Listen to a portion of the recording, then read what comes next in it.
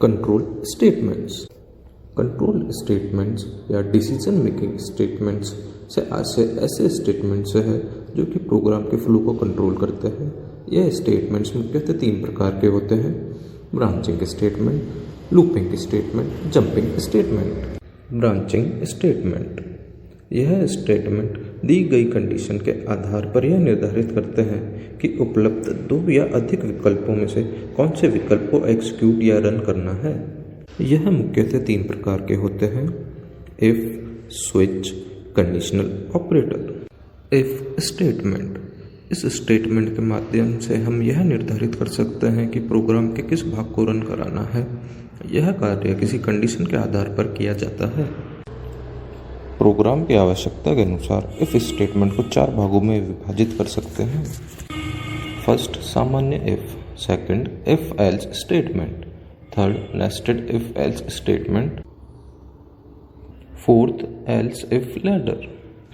सामान्य if statement, यह statement दी गई कंडीशन के ट्रू होने की स्थिति में कुछ स्टेटमेंट को रन कराने के लिए प्रयोग में लिया जाता है। आइए इसे एक उदाहरण से समझते हैं। इस उदाहरण में यूजर से एक नंबर इनपुट के रूप में लिया गया है। इफ स्टेटमेंट में यह कंडीशन दी गई है कि यदि यूजर 0 नंबर इनपुट के रूप में एंटर करेगा तो हेलो प्रिंट होगा। अगर यह कंडीशन फॉल्स होती है तो उसके बाद वाला स्टेटमेंट रन होगा। इफ एल्स स्टेटमेंट, यह स्टेटमेंट दी गई कंडीशन के ट्रू या फॉल्स होने की स्थिति में अलग अलग स्टेटमेंट्स को रन कराने के लिए प्रयोग में लिया जाता है। आइए इसे एक उदाहरण के माध्यम से समझते हैं। इस उदाहरण में हम इवन या ऑड संख्या को ज्ञात करेंगे। यूजर से एक नंबर इनपुट के रूप में लिया गया है। इस स्टेटमेंट में कंडीशन दी गई है कि यदि यूजर सम संख्या एंटर करेगा तो इवन नंबर प्रिंट होगा और अगर यूजर विषम संख्या एंटर करेगा तो ऑड नंबर प्रिंट होगा। नेस्टेड इफ एल्स स्टेटमेंट, यदि किसी कंडीशन के ट्रू या फॉल्स होने की स्थिति में अन्य कंडीशंस की भी जांच करनी हो तो नेस्टेड इफ एल्स का प्रयोग किया जाता है। चलिए इसे एक उदाहरण से समझते हैं। इस उदाहरण में 3 नंबर्स में से लार्जेस्ट नंबर को फाइंड करना है। इस उदाहरण में हमने यूजर से 3 number A, B, C input कराए हैं। यदि A ग्रेटर देन B होगा तो पहला इफ स्टेटमेंट वाला ब्लॉक रन होगा। अब कंपाइलर दूसरे इफ स्टेटमेंट की कंडीशन को चेक करेगा। यदि A ग्रेटर देन C होगा तो लार्जेस्ट A प्रिंट होगा और यदि A लेस देन C होगा तो लार्जेस्ट C प्रिंट होगा। यदि A लेस देन B होगा तो एल्स स्टेटमेंट वाला ब्लॉक रन होगा। एल्स ब्लॉक वाले में दिया गया इफ स्टेटमेंट कंडीशन चेक करेगा। यदि B ग्रेटर देन C होगा तो लार्जेस्ट B प्रिंट होगा और यदि B लेस देन C होगा तो लार्जेस्ट C प्रिंट होगा। एल्स इफ लैडर स्टेटमेंट, यह भी नेस्टेड इफ स्टेटमेंट के समान ही कार्य करता है, बस अंतर इनके स्ट्रक्चर में होता है। आइए इसे एक उदाहरण से समझते हैं। इस उदाहरण में यूजर से परसेंटेज इनपुट में ली गई है। यदि यूजर 85 से अधिक परसेंटेज एंटर करेगा तो ग्रेड A प्रिंट होगा। यदि यूजर 65 से अधिक परसेंटेज एंटर करेगा तो ग्रेड B प्रिंट होगा।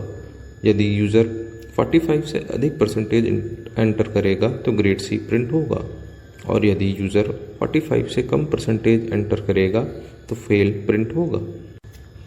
स्विच केस स्टेटमेंट, यदि 2 से अधिक विकल्पों में किसी एक विकल्प को चुनना हो तो उसके लिए स्विच केस स्टेटमेंट का भी प्रयोग किया जा सकता है। अन्य शब्दों में यह कहा जा सकता है कि दी गई कंडीशन के आधार पर उपलब्ध विभिन्न ब्लॉकों में से किसी एक ब्लॉक को रन कराने के लिए इसका प्रयोग किया जा सकता है। कुछ परिस्थितियों में नेस्टेड इफ की जगह स्विच केस स्टेटमेंट का भी प्रयोग किया जा सकता है। आइए इसे एक उदाहरण से समझते हैं। इस उदाहरण में यूजर से एक नंबर इनपुट में लिया गया है। जब यूजर 1 प्रिंट करेगा तो स्विच स्टेटमेंट रन होगा। प्रोग्राम का फ्लो केस 1 में प्रवेश करेगा तथा 1 प्रिंट करेगा। यदि बिना ब्रेक स्टेटमेंट के कोई प्रोग्राम बनाया जाए तो इस कंडीशन में किसी केस के रन होने के बाद उसके बाद के केस स्टेटमेंट भी स्वतः रन हो जाएंगे। लूपिंग स्टेटमेंट, स्टेटमेंट्स के किसी ब्लॉक को बार बार एग्जीक्यूट करने की प्रक्रिया को लूपिंग कहते हैं। एक स्टेटमेंट ब्लॉक को लूप की सहायता से कई बार एग्जीक्यूट कराया जा सकता है। लूपिंग में स्टेटमेंट्स का ब्लॉक तब तक एग्जीक्यूट होता रहेगा जब तक लूप में दी गई कंडीशन ट्रू रहेगी। लूप के मुख्यतः दो भाग होते हैं। पहला है लूप की बॉडी या ब्लॉक, सेकंड है कंट्रोल स्टेटमेंट। कंट्रोल स्टेटमेंट भी दो प्रकार के होते हैं, entry control loop, exit control loop. Loop के प्रकार। लूप मुख्यतः तीन प्रकार के होते हैं, while loop, do loop, for loop. While loop entry controlled loop की श्रेणी में आता है, क्योंकि इसमें लूप में प्रवेश करने से पहले कंडीशन चेक होती है। इस लूप में जब तक कंडीशन ट्रू होती है तब तक इसकी बॉडी में दी गई हुई स्टेटमेंट एग्जीक्यूट होगी।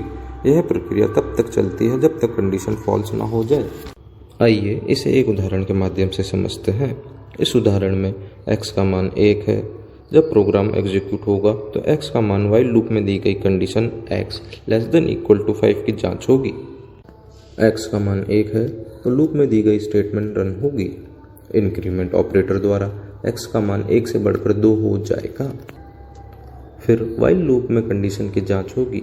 व्हाइल लूप में दी गई कंडीशन ट्रू है तो व्हाइल लूप में दी गई स्टेटमेंट पुनः रन होगी। इस तरह जब तक x का मान 5 रहेगा व्हाइल लूप में दी गई स्टेटमेंट 5 बार रन होगी। जब x का मान 6 हो जाएगा तो व्हाइल लूप में दी गई कंडीशन फॉल्स हो जाएगी, तो लूप का एग्जीक्यूशन बंद हो जाएगा और प्रोग्राम व्हाइल लूप से बाहर निकल जाएगा तथा व्हाइल लूप के बाद जो भी स्टेटमेंट दी गई है वह एग्जीक्यूट होगी।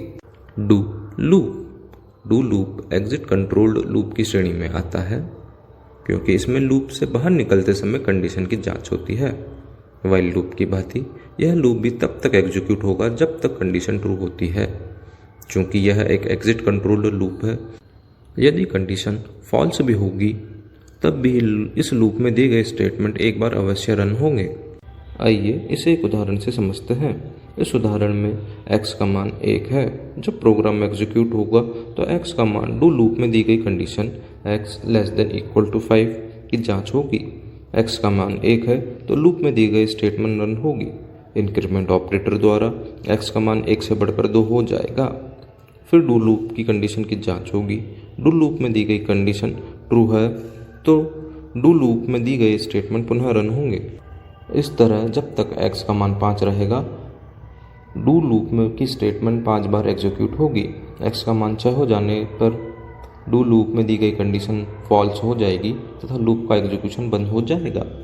एक अन्य उदाहरण में x का मान 6 रखेंगे तथा डू लूप में कंडीशन x <= 5 रखेंगे। अब जब इस प्रोग्राम को एग्जीक्यूट करेंगे तो हालांकि दी गई कंडीशन फॉल्स है, लेकिन डू लूप में दिए गए स्टेटमेंट एक बार एग्जीक्यूट होंगे। फॉर लूप, यह भी एक एंट्री कंट्रोल्ड लूप है। इसका प्रयोग तब किया जाता है जब लूप को एक निश्चित बार रन करना हो। फॉर लूप में वेरिएबल का नाम, वेरिएबल की वैल्यू, कंडीशन तथा इंक्रीमेंट डिक्रीमेंट ऑपरेटर एक ही जगह लिखे जाते हैं। आइए इसे एक उदाहरण से समझते हैं। इस उदाहरण में x को पहले डिक्लेयर किया गया है। फिर फॉर लूप में x का मान 1 रखेंगे तथा कंडीशन x <= 5 रखेंगे तथा x की वैल्यू को इंक्रीमेंट ऑपरेटर द्वारा बढ़ाएंगे। व्हाइल लूप की भांति यह भी 5 बार एग्जीक्यूट होगा तथा इसका एग्जीक्यूशन बंद होने पर प्रोग्राम में दिए गए अन्य स्टेटमेंट रन होंगे। लूप की नेस्टिंग, एक लूप के अंदर दूसरे लूप को प्रयोग में लेना लूप की नेस्टिंग कहलाता है। आइए इसे एक उदाहरण से समझते हैं। इस उदाहरण में फॉर लूप की नेस्टिंग की गई है। इस उदाहरण में एक इनर फॉर लूप है जो स्टार को प्रिंट करेगा तथा एक आउटर फॉर लूप है जो न्यू लाइन प्रिंट करेगा। आउटर फॉर लूप में a <= 5 कंडीशन दी गई है तथा इनर फॉर लूप में b <= a कंडीशन दी गई है। जब आउटर फॉर लूप में a की वैल्यू 1 होगी तो इनर फॉर लूप में भी b की वैल्यू 1 होगी तथा एक बार एक स्टार प्रिंट होगा। अब a की वैल्यू 2 हो जाएगी तथा अब outer for loop new line print करेगा तथा अब इनर फॉर लूप में भी b की वैल्यू 2 हो जाएगी तथा अब यह 2 स्टार प्रिंट करेगा। इस तरह से nested for loop her new line के साथ स्टार प्रिंट करेगा जब तक इनर लूप तथा आउटर फॉर लूप की कंडीशन ट्रू रहेगी। जंपिंग स्टेटमेंट, जंपिंग स्टेटमेंट का प्रयोग प्रोग्राम के फ्लो को एक स्थान से दूसरे स्थान पर जंप कराने के लिए किया जाता है। यह मुख्यतः 3 प्रकार के होते हैं, break, continue, go to. Break statement, break statement की सहायता से किसी लूप के एग्जीक्यूशन के दौरान ही उससे बाहर आया जा सकता है। स्विच केस स्टेटमेंट की तरह वाइल लूप, डू लूप तथा फॉर लूप में भी ब्रेक स्टेटमेंट का प्रयोग किया जा सकता है। आइए इसे एक उदाहरण से समझते हैं। इस उदाहरण में यूजर से नंबर्स को इनपुट में लिया गया है तथा इनका योग ज्ञात किया गया है। इफ स्टेटमेंट में कंडीशन दी गई है काउंट इक्वल टू 3। जब काउंट की वैल्यू 3 हो जाएगी तो ब्रेक स्टेटमेंट की सहायता से वाइल लूप का एग्जीक्यूशन बंद हो जाएगा तथा टोटल प्रिंट हो जाएगा। Continue statement. इस स्टेटमेंट की सहायता से किसी विशेष परिस्थिति में लूप के कुछ भाग को रन किए बिना ही प्रोग्राम के कंट्रोल को लूप के प्रारंभ में भेजा जा सकता है। आइए इसे एक उदाहरण से समझते हैं। इस उदाहरण में यूजर से 3 पॉजिटिव नंबर इनपुट में लिए गए हैं। इफ स्टेटमेंट में यह कंडीशन की दी गई है कि यदि a less than equal to 0 हो तो कंटिन्यू स्टेटमेंट की सहायता से वाइल लूप का एग्जीक्यूशन पुनः यूजर से इनपुट लेगा। जब यूजर 3 पॉजिटिव नंबर एंटर कर देगा तो वाइल लूप का एग्जीक्यूशन बंद हो जाएगा तथा टोटल प्रिंट हो जाएगा। आशा करता हूँ आज का यह वीडियो आपको इन्फॉर्मेटिव लगा होगा। इसी तरह इन्फॉर्मेटिव वीडियो देखने के लिए हमारे चैनल को सब्सक्राइब करें। Thank you.